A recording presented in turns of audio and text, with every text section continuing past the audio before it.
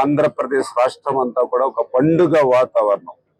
అందులో కూడా గౌరవ రాష్ట్ర ముఖ్యమంత్రి వర్యులు చంద్రబాబు నాయుడు గారు సైతం 1వ తేదీన పేదవాని ఇంటికెళ్ళి ఆయన చేతుల మీదుగా వృద్ధులకు, వితంతువులకు, దివ్యాంగులకు 4,000 రూపాయలు, 6,000 రూపాయలు, 10,000 రూపాయలు, 15,000 రూపాయలు పింఛన్లు అందిస్తున్నటువంటి ఏకైక ప్రభుత్వం ఈ భారతదేశంలో ఆంధ్రప్రదేశ్ రాష్ట్ర ప్రభుత్వం. ఈవేళ 1వ తేదీ వచ్చింది అంటే ఒక్క పింఛన్ల నిమిత్తమే ఈ ప్రభుత్వం నెలకి దగ్గర 3,000 కోట్ల రూపాయలు, అంటే సంవత్సరానికి చూస్తే 36,000 కోట్ల రూపాయలు. 5 సంవత్సరాలు ఒక్క పింఛన్ల కోసమే తెలుగుదేశం, జనసేన, బీజేపీ ప్రభుత్వం 1,80,000 కోట్ల రూపాయలు ఆ వృద్ధులకి, వితంతులకి, దివ్యాంగుల కోసం ఖర్చు చేస్తుంది అంటే ఒక మానవత్వం ఉన్నటువంటి ప్రభుత్వం ఈరోజు మన కూటమి ప్రభుత్వం. ఆ రోజు మీ అందరికీ తెలుసు, 200 రూపాయల పింఛన్ని 2,000 రూపాయలు పెంచింది ఆ రోజు నారా చంద్రబాబు నాయుడు గారు. ఆ 2,000 రూపాయల పింఛన్ని 3,000 రూపాయలు చేస్తానని అధికారంలోకి వచ్చినటువంటి వ్యక్తి 5 సంవత్సరాలు పట్టింది 1,000 రూపాయలు పెంచడానికి. ఆ రోజు మోసం చేశారు, దగా చేశారు.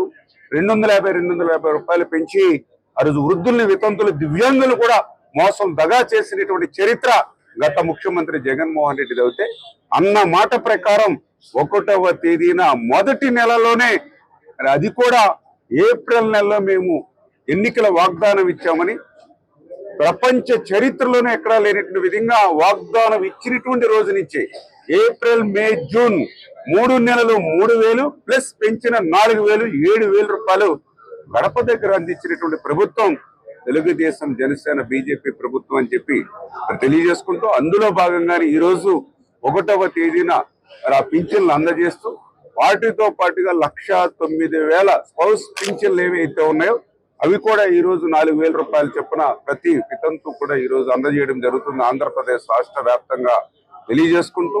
ఈ రకంగా పెంచినటువంటి పింఛన్లు, అదేవిధంగా మరొక పక్క అన్నా క్యాంటీన్ల ద్వారా 2,50,000 మందికి ప్రతిరోజు కూడా 5 రూపాయలకి అన్నం పెడుతూ 16,500 టీచర్ల పోస్టుల్ని మొదటి సంవత్సరమే మేము భర్తీ చేస్తూ, మహిళలకు 3 గ్యాస్ సిలిండర్లు ఉచితంగా సంవత్సరానికి అందజేస్తూ, మరొక పక్క ఏదైతే తల్లికి వందనం కింద మరి ఆ రోజు కూడా జగన్మోహన్ రెడ్డి చెప్పాడు, ఎంతమంది పిల్లలుంటే అంతమందికి అమ్మఒడిస్తానని చెప్పాడు. జగన్మోహన్ రెడ్డి సతీమణి భారతీరెడ్డి గారు అయితే వాడకి ఇంటింటికి వెళ్ళి ఒక బిడ్డను బడికి పంపితే 15,000, 2 బిడ్డల్ని బడికి పంపితే 30,000 రూపాయలు అని చెప్పింది ఆ రోజు భారతీరెడ్డి గారు. కానీ అధికారంలోకి వచ్చాక మాట తప్పి మడమ తిప్పి ఒక బిడ్డకి ఇచ్చారు, ఒక బిడ్డకే మేనమామ అయ్యాడు ఆ రోజు జగన్మోహన్ రెడ్డి. కానీ ఈ రోజు ఎంతమంది పిల్లలుంటే అంతమంది, 2 ఉంటే 26,000 ప్లస్ 4,000 స్కూల్ అకౌంట్ కి, 3 పిల్లలుంటే 39,000, 4 పిల్లలుంటే 52,000, 5 పిల్లలుంటే 65,000 రూపాయలు. వేళ ఎంతమంది పిల్లలుంటే అంతమందికి కూడా ఈరోజు తల్లికి వందనం అమలు చేసి ఇచ్చినటువంటి మాటకు కట్టుబడి ఈరోజు ఈ ప్రభుత్వం పనిచేస్తూ ఉంది. రేపు 2వ తేదీన అన్నదాత సుఖీభావ కింద కేంద్రంతో కలిపి 20,000 రూపాయలు రైతుకి పెట్టుబడి సాయంగా అందజేయబోతూ ఉన్నాం. ఆగస్టు 15వ తేదీ నుంచి మహిళలకు ఉచితంగా ఆర్టీసీ బస్సు సౌకర్యం కల్పించబోతూ ఉన్నాం. ఈ రకంగా ఇంత పెద్ద ఎత్తున సంక్షేమం, ఆర్థికంగా విషమ పరిస్థితి ఉన్నా కూడా అమలు చేస్తూ ఉన్నాం సంక్షేమ కార్యక్రమాల్ని. మరొక పక్కన రాజధాని నిర్మాణం చేస్తూ ఉన్నాం. పోలవరాన్ని మరి 2027 డిసెంబర్ కల్లా పూర్తి చేయాలని లక్ష్యంతో పనిచేస్తూ ఉన్నాం. స్టీల్ ప్లాంట్ ని కాపాడుకున్నాం, రైల్వే జోన్ తీసుకొచ్చాం. ఈ రాష్ట్రం వదిలి వెళ్లిపోయినటువంటి పరిశ్రమలు, పారిశ్రామికవేత్తల్ని మళ్ళీ రాష్ట్రానికి తీసుకొచ్చి విద్య, ఉద్యోగ, ఉపాధి అవకాశాలని మళ్ళీ రాష్ట్ర ప్రజలకు అందజేస్తూ ఉన్నాం, యువతకు. మరి ఇంత అభివృద్ధి, ఇంత సంక్షేమం ఈ సంవత్సర కాలంలోని ఈ ప్రభుత్వం చేస్తూ ఉంటే జగన్మోహన్ రెడ్డి గారు మన ఓటమి నుంచి పాఠాలు నేర్చుకోకుండా, గుణపాఠాలు నేర్చుకోకుండా మళ్ళీ అదే విధ్వంసం, అదే ధ్వంసం. ఒక పక్కన చంద్రబాబు నాయుడు గారు కష్టించి, శ్రమించి ఈ రాష్ట్రాన్ని మళ్ళీ గాడిలో పెట్టాలనేటువంటి ప్రయత్నం, ఈ రాష్ట్రాన్ని మళ్ళీ నిర్మాణం వైపు తీసుకెళ్లాలనేటువంటి ప్రయత్నం, రేపు 2047కి ప్రపంచంలోనే తెలుగు జాతి అగ్రస్థానంలో ఉండాలనేటువంటి విధంగా చంద్రబాబు నాయుడు గారు, పవన్ కళ్యాణ్ గారు కృషి చేస్తూ ఉంటే మరి ఈవేళ జగన్మోహన్ రెడ్డి దాన్ని ధ్వంసం చేయాలనేటువంటి ఆలోచనతో ఈరోజు ప్రతిపక్షంగా ఉండడం కూడా చాలా దురదృష్టకరమైనటువంటి విషయం. ఈవేళ పరామర్శలు అంటాడు. మరి ఎవరికి పరామర్శలు అంటే బెట్టింగ్లు ఆడేటువంటి వాళ్ళకి, గంజాయి బ్యాచ్కి, బ్లేడ్ బ్యాచ్కి పరామర్శలు, శిలా విగ్రహాలు. ఎవరినయ్యా నువ్వు జైలుకి వెళ్ళి పరామర్శిస్తున్నావంటే అవినీతిలో భాగస్వాములై ప్రజా సంపదను లూటీ చేసి, దోపిడీ చేసి ఈవేళ జైల్లో ఉన్నటువంటి వాళ్ళకి నువ్వు పరామర్శలకు వెళ్ళి మరి ఆ పరామర్శలకి ఈవేళ ప్రభుత్వం కూడా ఈవేళ ఎక్కడ కూడా అడ్డంకులు కల్పించట్లా. నిన్న జగన్మోహన్ రెడ్డి రాజ్యాంగం గురించి మాట్లాడుతూ ఉన్నాడు, ప్రజాస్వామ్యం గురించి మాట్లాడుతూ ఉన్నాడు. అసలు ఆ మాట్లాడే అర్హత నీకు ఎక్కడైనా ఉందా అని అడుగుతూ ఉన్నాం. గతంలో మీరు మర్చిపోయారా ఇదే అనపర్తికి మరి ఆ రోజు చంద్రబాబు నాయుడు గారు వస్తున్నప్పుడు ఎటువంటి అడ్డంకులు కల్పించారు మీరు? ఆ రోజు కనీసం అనపర్తికి 10-15 కిలోమీటర్ల దూరంలోనే సాక్షాత్ ఒక రాష్ట్రానికి ముఖ్యమంత్రిగా పనిచేసినటువంటి వ్యక్తి 14 సంవత్సరాల ముఖ్యమంత్రి చంద్రబాబు నాయుడు గారిని నిలిపేసినటువంటి మాట మర్చిపోయామని అడుగుతూ ఉన్నాం. 10 కిలోమీటర్లు ఆయన కాలినడకన నడిచి అనపర్తి చేరుకున్న విషయం వాస్తవమా కాదా? అర్ధరాత్రి అనపర్తికి చేరుకుంటే ఆ రోజు ఇక్కడ కరెంట్ అంతా నిలిపేసినటువంటి మాట వాస్తవమా కాదా? ఆ రోజు వెచ్చలవిడిగా పోలీసులు లాఠీ చార్జీ చేసి ఎంతో మంది తెలుగుదేశం, జనసేన, బీజేపీ వాళ్ళని గాయపరిచినటువంటి మాట వాస్తవమా కాదా? జగన్ రెడ్డి నువ్వు ఆ రోజు తాడేపల్లి రాజప్రసాద్ వదిలి కాలు బయటికి పెట్టేటువంటి వాడివి కాదు. తప్పుజారి కాలు బయటికి పెడితే ఆ రోజు ముందస్తు అరెస్టులు, హౌస్ అరెస్టులు, 30 యాక్ట్, 144 సెక్షన్, పరదాలు, బ్యారికేడ్లు, ఇటువంటి పాలన ఎవరు కూడా మర్చిపోవాలా. 5 సంవత్సరాల కక్షలు, కేసులు, వేధింపుల పాలన ఎవ్వరు కూడా ఈ రోజు ప్రజలందరూ కూడా మర్చిపోవాలా.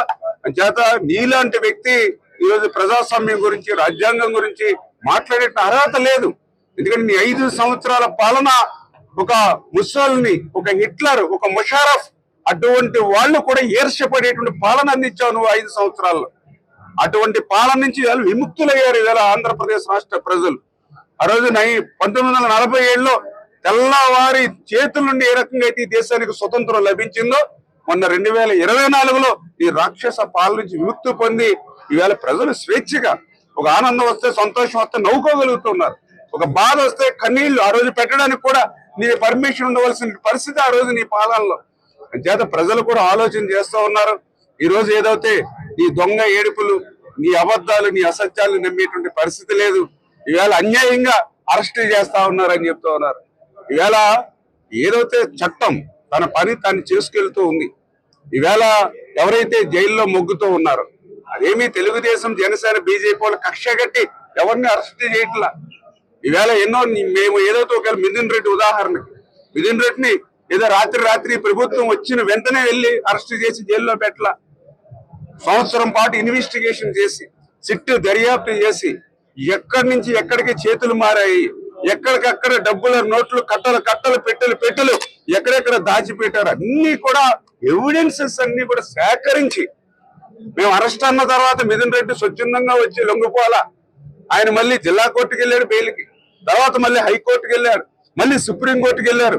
అంటే ఇన్ని న్యాయస్థానాలు కూడా మరి నిన్ను తిరస్కరించినాయంటే అర్థం అక్కడ ఎవిడెన్సెస్ అన్ని ఉన్నాయి.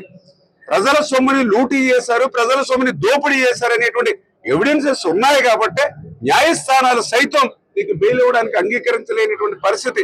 వాస్తవాలు ఇట్లా ఉన్నటువంటి స్థితి. ఈవేళ అడుగుతూ ఉన్నాం జగన్మోహన్ రెడ్డిని, గతంలో లిక్కర్ వ్యాపారం అనేది ఎవరి చేతిలో ఉండేది?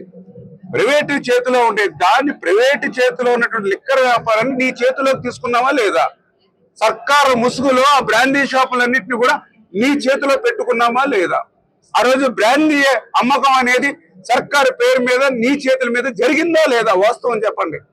అదేవిధంగా ఏదైతే ఆ బ్రాండీని తయారు చేసేటువంటి డిస్టిలరీలు ఏవైతే ఉన్నాయో వాటినన్నింటినీ కూడా భయపెట్టి, ప్రలోభ పెట్టి, బెదిరించి ఆ బ్రాండీని తయారు చేసిన డిస్టిలరీలన్నీ కూడా నీ చేతుల్లో పెట్టుకున్నావా లేదా?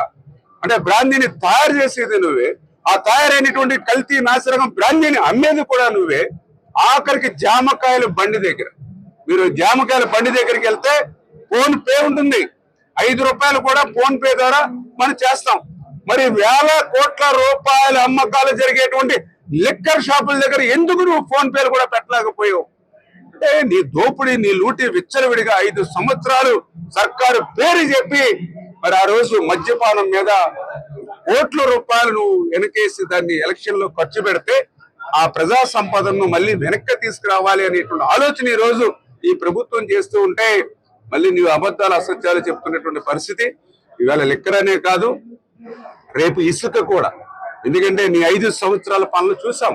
ఆ రోజు ప్రభుత్వంలో ఉన్నటువంటి శాండ్ పాలసీని ప్రైవేట్ పాలసీ చేసి ఆ జేపీ వెంచర్స్ అని వాళ్ళకి అప్పచెప్పి వాళ్ళకి కాల పరిమితి ముగిసిపోయినప్పటికీ కూడా మళ్ళీ వాళ్ళ పేరు మీదే నువ్వు రసీదులు ఇచ్చి ఒక వే బిల్లు ఇస్తే 10, 20 మరి ఏదో ట్రాన్స్పోర్ట్ చేసుకుని వేల కోట్ల రూపాయల శాండ్, అంటే చాలా విచిత్రంగా, అంటే ప్రభుత్వం చేతిలో ఉన్నటువంటి శాండ్ ని ప్రైవేట్ పరం చేసి అక్కడ శాండ్ లో వేల కోట్ల రూపాయలు కొట్టేసాం.